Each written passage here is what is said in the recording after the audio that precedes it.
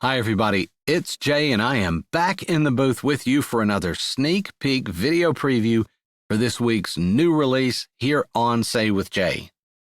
Our new release this week is Just a Cowboy's Dream Come True. It's the 12th and penultimate, yes, I own a dictionary, thanks for asking, entry into Jessie Gussman's Flyboys of Sweet Briar Ranch Sweet Romance series, and I'll have more about the story and a live reading for you in just a minute, but there were a couple of things I wanted to say first. First, thank you all very much for all of your comments and encouraging support for our last non-preview video in which we outlined our plans going forward for the Say with Jay YouTube channel and our upcoming programming, I guess you could say. Your support has been wonderful, and I appreciate it so very, very much. Now, secondly, as any of you who have been watching these previews know by now, Jessie has been including a food dish within the stories in this series, and I've been making them for you here. So it is time yet again for another episode of Cooking with Jay. Now, this week's dish is Ranch Chicken Casserole. Unlike most of the dishes that we've done, it actually plays a fairly important role in the story, so I'm not going to talk about the context of the dish. But let's jump right in and make it. Ranch Casserole, before we start, is, as I'm led to believe, a very popular dish at potlucks in the state of Texas. It's easy to see why it would be. It is a fantastic Tex-Mex dish, and it's easy to make, and it's very easy to transport, I guess. So sit back, let us make a little Ranch Chicken Casserole for you, and as always, don't worry about trying to capture the ingredients and everything in real time. They'll be listed down in the description down below. So, without further ado, let's make some Ranch Chicken Casserole. Okay, first let's take a look at our ingredients. To make Ranch Chicken Casserole, you're going to need, not shown here, 1 tablespoon of vegetable oil, 1 medium white onion diced, 1 medium red bell pepper diced, 1 medium green bell pepper diced. You're going to need a 10.5 ounce can of condensed cream of mushroom soup and a 10.5 ounce can of condensed cream of chicken soup. You're going to need 1 10-ounce can of diced tomatoes with green chili peppers, such as Rotel. You need 1 cup of chicken broth, 2 tablespoons of sour cream, and for spices, you're going to need 2 teaspoons of ground cumin, 1 teaspoon of ancho chili powder, 1/2 teaspoon of dried oregano, and 1/4 teaspoon of chipotle chili powder. You're going to need roughly 3.5–4 cups of cooked chicken. Rotisserie chicken works great here, by the way, which is what I'm using. You do need it either cut into small chunks or torn into shreds, like I've done here. You need 8 ounces of shredded cheddar cheese. I actually think it needs to be probably a little bit more. I added a bit more than 8 ounces myself. Same thing goes for the corn tortillas. I've got here 10 6-inch corn tortillas cut into quarters. I wound up needing a couple more. So let's say 10 to 12 corn tortillas cut into quarters. So before we start, go ahead and preheat your oven to 350 degrees and heat a skillet over high heat. Once your skillet's good and warm, add your tablespoon of vegetable oil, and to that, you're going to add your bell peppers and your onions to saute them for a bit. You only really want to cook them long enough for them to soften a little, maybe get a little bit of translucence to them. A few minutes with constant stirring, I'd say 3 to 5 should do the trick. And once these are finished, go ahead and transfer them to a large bowl. You're going to add your other ingredients to your bowl. You're going to want to add both cans of condensed soup. Add your diced tomatoes with the chili peppers. I drained the liquid that was immediately there on the top, but I didn't drain them all that well.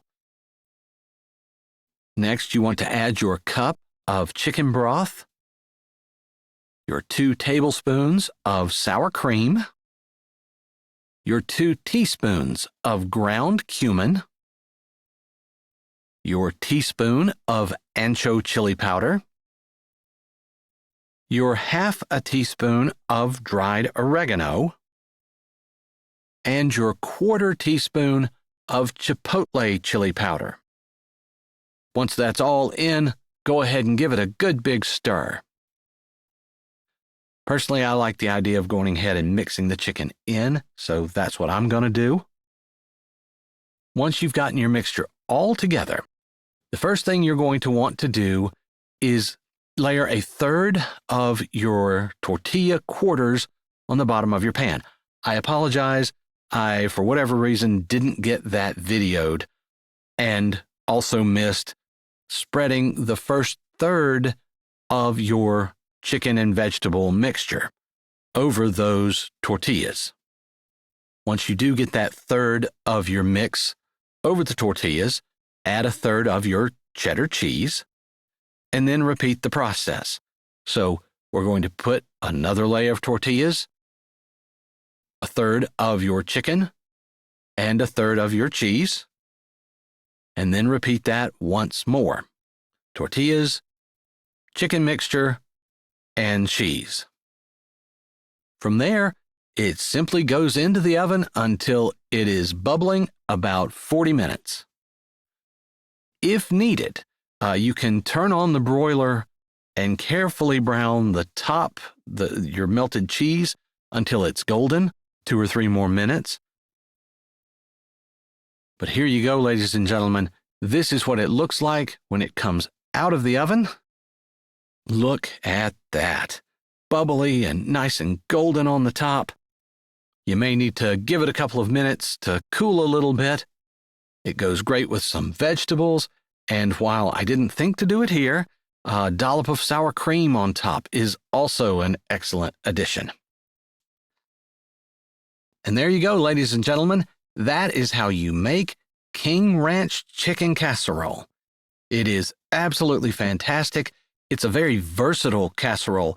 If you don't want to make it in a 9x13 dish, by all means, make it into 8x8s. Freeze one. Give it to friends or neighbors. But I hope you will try it, and if you do, please let us know down in the comments how it goes. Okay, let's talk a little bit about Just a Cowboy's Dream Come True. It's the story of the last remaining bachelor on Sweet Briar Ranch. As you may know, if you're familiar with the series, the ranch was purchased jointly, I guess you could say, by a group of men who were in the Air Force together. And they've decided post-Air Force careers to come to Sweetwater, North Dakota, and live on the Sweet Briar Ranch and do something there. As we've seen over the course of this series, they have a crop dusting business out of the ranch. They do run some cattle, and they've recently started a dude ranch. And it's actually all of these very different things that they've started have gotten them in a bit of trouble. As we learned fairly early on, Smith Long, who you might recall from the very first book in the series, and is kind of the de facto leader there on the ranch, tells Miller that the ranch is kind of overextended, and as such, Smith asks Miller to help with a very special mission to help save the ranch. Now, a little bit about Miller. He has been perfectly happy being the last remaining bachelor there on the ranch.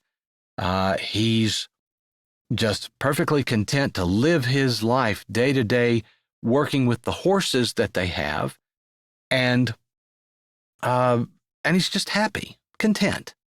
Well, his life gets upended, to say the very least, when Smith's sister, Carna, who, I should mention, Miller grew up with back in Ohio when they were kids, before the Longs moved away. But Smith's sister, Carna, comes to the ranch.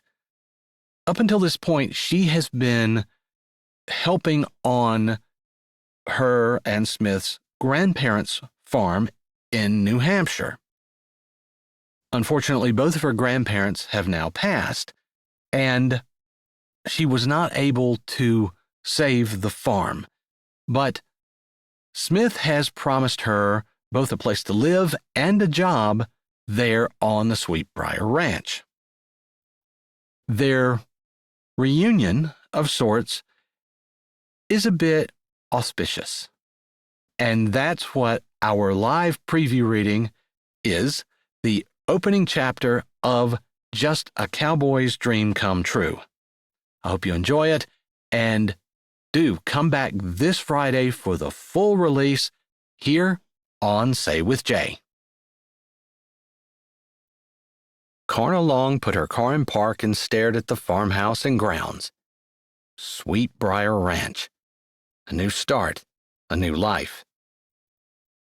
Beside her on the passenger seat, Posy whined and stretched, lifting her head and pointing her nose in the air as though better able to catch the scents that drifted in through the partially open window. "Hang on for a second, Posy," Carna murmured, needing a moment to compose herself. Her brother, Smith, had told her there would be a job for Posy and her here, and a place to stay.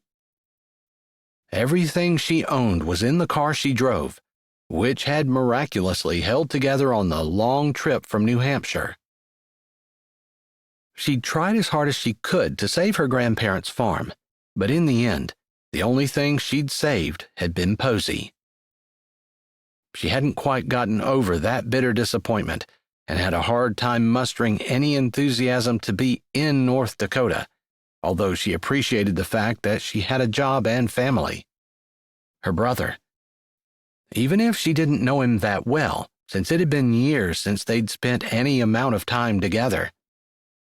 Not only because of Smith's time in the Air Force, but because Carna had been busy working day and night trying to keep their grandparents' farm from going bankrupt.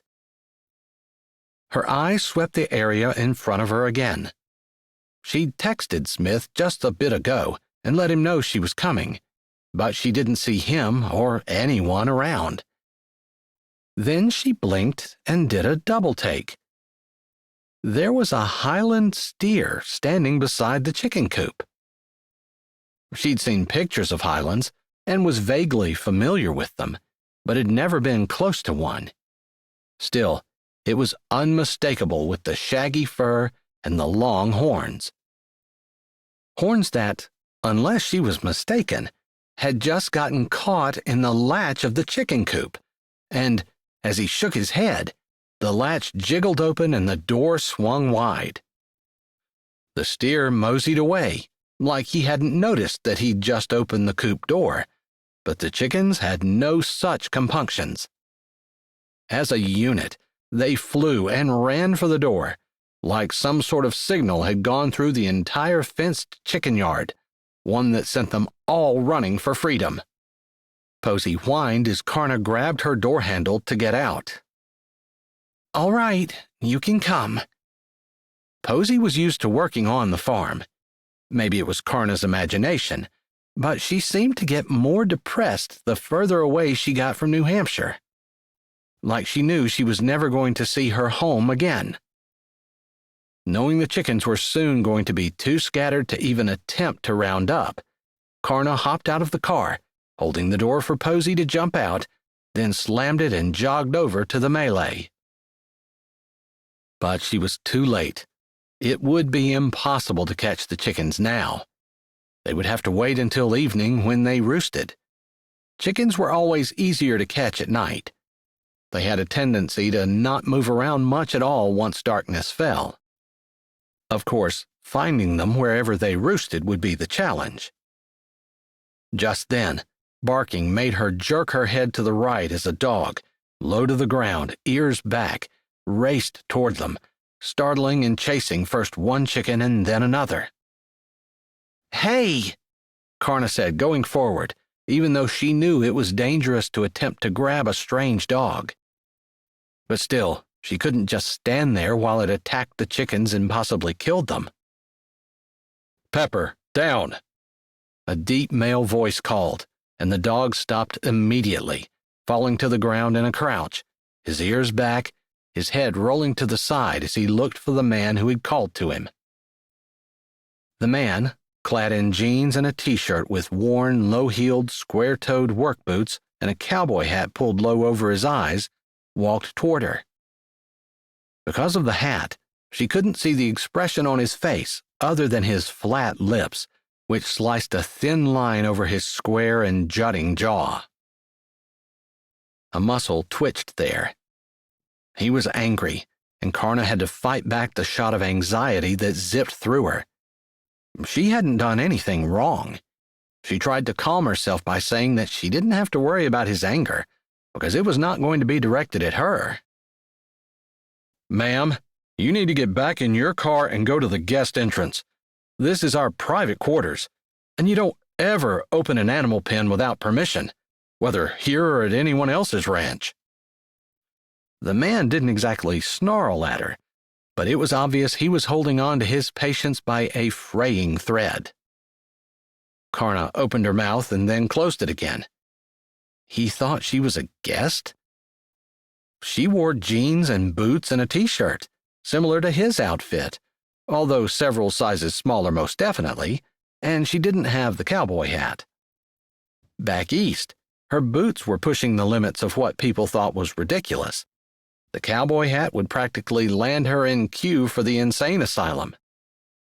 Still, she had to defend herself. The man was mistaken. "I didn't open the chicken door.